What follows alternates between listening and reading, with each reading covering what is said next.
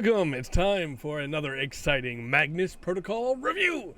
So, this episode, we'll get into it. This episode is really fun. This episode introduces a lot of questions, but also this episode's a little creepy. So, this is episode 23, A New You.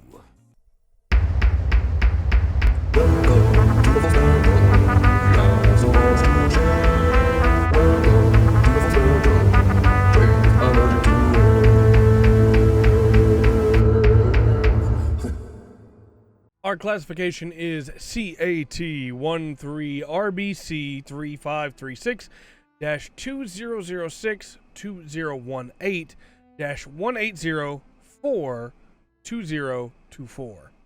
Transformation, dysmorphic, doppleganger, infection. So, oh boy. Okay. This episode. Okay, so we already knew there could be doppelgangers because people traveled to other dimensions, right? To other universes. Celia is one of those. We're positive at this point, and she can't go back because Jack can't go back for some reason. We're not yet sure what's going on with that yet, but we also had the doppelganger in the previous episodes where they found their lookalike, you know. This is different from that. This is a person giving themselves up because they didn't feel complete before to become someone new. And that someone new is based on finding a lost piece of themselves or finding a piece that they can find comfort in that will then become the new them. There's so much here, and there's a real chance that Alice is this person's new version. There's so much. Okay, so I have so many thoughts. Let's just do this the normal way. Lena finds Sam doing his response department paperwork that he was doing from before, and basically tells him, you know, hey, you don't have to do that. It's a sham. Alice probably put this up to you. You know, this is worthless. There's no point in doing it. And Sam finds that he finds comfort in it, even though he's being hazed, right? And Lena is very confused about this because she's a robot, and then tells him it's time to get to his shift. And that's when we get this case. And this case is a forum thread from Al Newman 86, all new men, but also Alessis Newman, as we're going to see later on. And the thread is titled Finding My Peace. And this is about Al Newman 86 trying to find the piece of them. And they find it a month later at a restaurant that they had been to before with their fiance, Anthony. And in the restaurant was an aquarium. And in the bottom of this aquarium, man, there's so much water in this series so far. In the bottom of this aquarium is a piece of coral that they say specifically is electric, that it is shining almost. It is perfect. And then there's so much to talk about here. Over the course of the thread, they convince a waiter to let them go in after close, and they steal this coral. And then they sew the coral into their thigh, which is a horrifying thought already. But also it begins to grow, and it breathes inside their thigh, which just, okay. A couple big things I want to mention here. Throughout the thread, there are likes, right? Other people are liking it, but there's 0 comments. At the time, I took that to mean that what was happening is that this was all in Alessis Newman's head, right? What I'm thinking now instead is that Better the New, the moderator or the moderation team, might have been purging the comments. Because at the time I was like, oh, they've lost it. This is some entity acting upon them. And people like LaserCat23 and Burn Umber J, those aren't real people. They're just imagining all this. But then their final message about how, you know, hey, she's about to take over. I hope she has my eyes.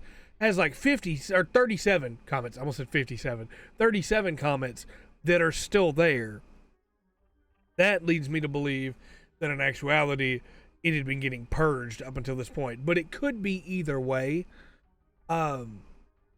Also, when they sew the coral into their thigh and then it bursts forth and begins to take over their legs, there is the smell of seawater, sand, and copper. Again, lots of seawater in this, and we're going to get into my theories about what's going on there too. But the copper, in alchemy, copper is one of the metals, right? And it is a symbolism for love, for flexibility, and for the goddess Venus, right? Just the idea of the copper smell because it is taking over the body from inside, losing feeling in the feet and in the legs and in the waist as it takes over those and makes them hers instead of being Alessis's. Just, there's something there, and I'm not yet sure what it is, but there's something there. And another thing I want to mention is that Alessis becomes obsessed with this copper, which leads into the obsession theory that has become very popular in the comment sections of these videos, and I don't even necessarily disagree with it. I think it's a really interesting theory to look at, but that is definitely more fuel for that fire, as it were, because Alessis becomes completely obsessed. Anyway, this leads us into stage 2, where the coral is breaking free, taking over, and Alessis begins to dream and sees this woman in their dreams and says, "She has my eyes." This woman is the person that will take over the body, I assume, when Alessis is gone. And even mentions that I'd love her to keep my name, but I don't know if she will. Just, there is so much here of like, this blows the lid off everything. And you may be saying, what do you mean? What do you mean it blows the lid off everything? If people can become someone else, not become someone else, let me word this better. If people can let someone else be, then we have cases like the man that becomes a tree. Is that tree alive? Did that tree move afterwards? This was coral, and the coral has become someone and theoretically is now living their life, right? Is this how externals are born? Is something that's been touched by one of the entities or one of the fears placed into your body, does it then take over? Or is this just an entirely different way to make doppelgangers? And if this is happening, who else is a product of this? Is everybody that works in the OAR like this? Is that the draw that comes to them? Is that why they're pulled to the OAR? Because I think this could be Alice. I genuinely think this might be Alice. My evidence for that, and I'm jumping ahead, is because Alessis sounds a lot like Alice. I hope that she keeps my name. And also, the ties to water. Alice is running into the drowned lady already. Alice was getting cases about water, and so was Sam. There's a lot of water around. Error was water. It was raining the day that they went to the archives. There's a lot of water wrapped up in protocol so far, and specifically with Alice as well. And I could just be jumping because the names are so similar, but it was the first thing I thought of. So eventually they say there's something wrong and ask for help, and the thread gets locked by Better the New, which is definitely not a normal person.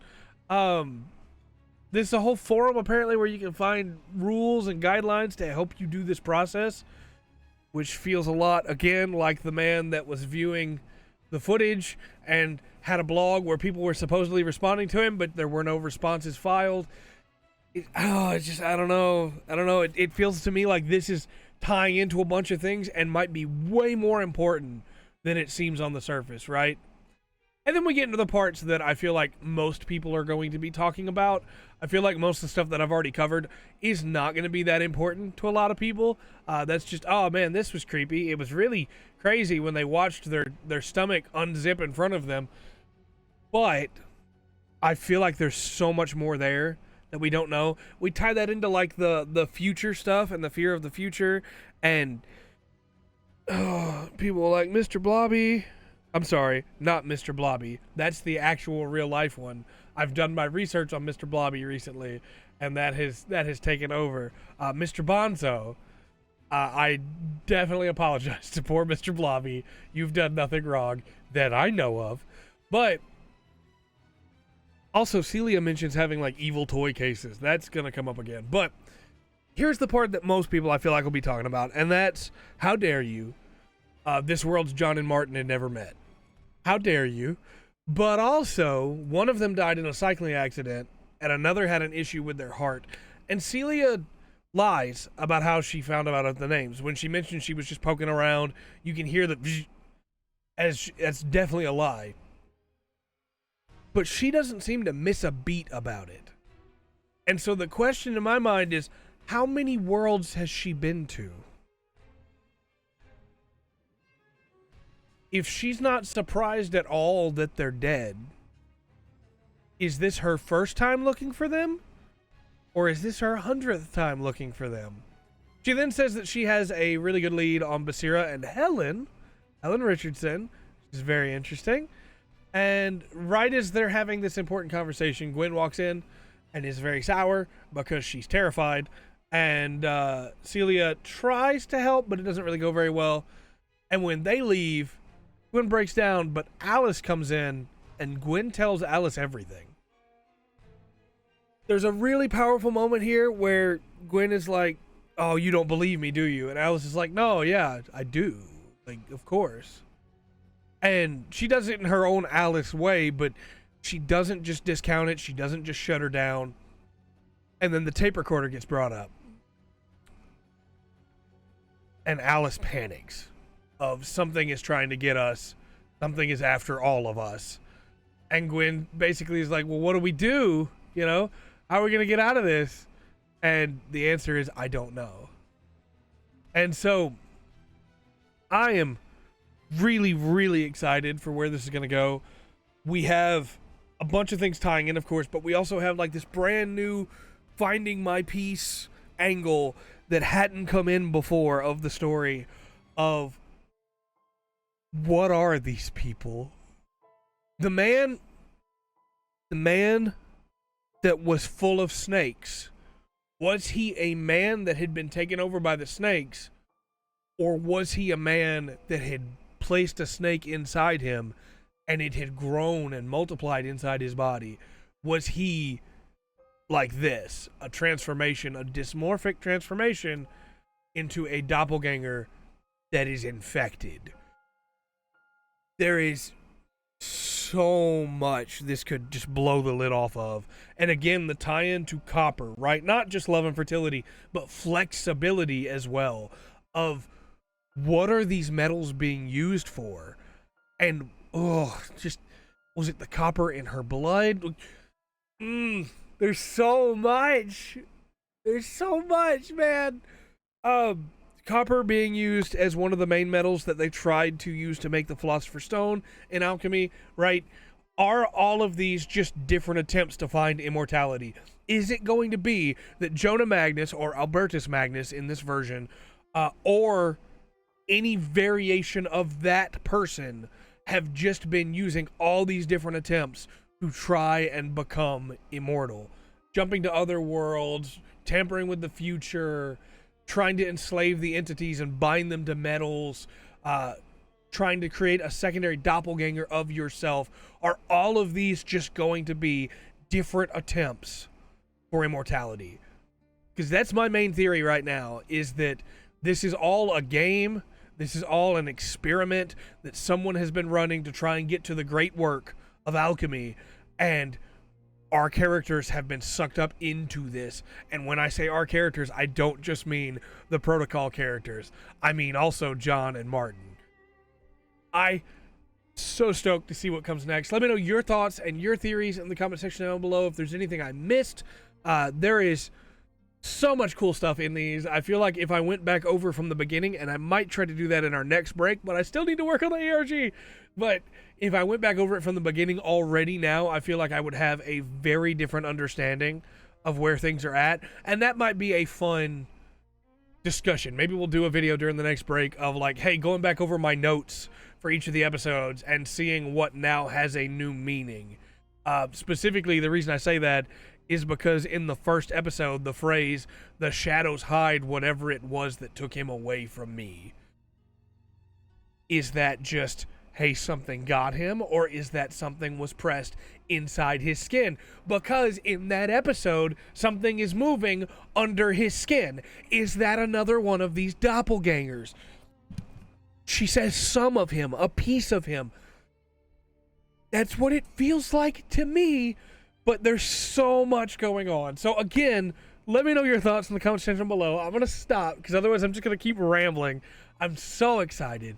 And until next time, I've been Trey. This has been The Full Spectrum.